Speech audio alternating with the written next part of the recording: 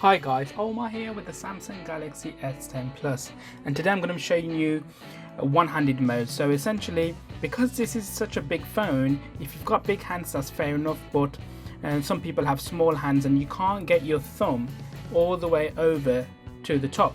So what happens is that there's a feature called a one-handed mode. Before I forget, subscribe and also hit the bell icon to be notified of any new videos that I post. So let me show you how to do it. First of all, you got to turn it on.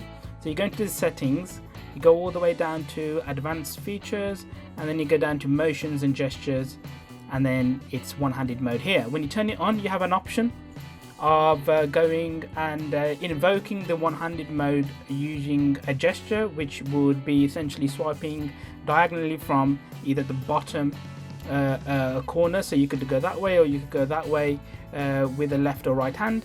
Or I like the button because that's just a bit more you can get it the first time sort of thing. So for example, it's on now, and I've set it to button, so all I have to do is tap this 3 times and then it goes into one-handed mode. As you can see, the screen has gone small into like a smaller window, and now if I have a left hand, obviously it's on the left side, I can make it go on the right if I've got small hands. And then if I hold it here, you can see that my thumb can go all the way to the top, so if I need to read something from the top, then I can. What you can do is, all you have to do is tap on the outside of the area, and then you can go back. And also you can actually make this bigger. It's a bit tricky to get, but you can actually make there.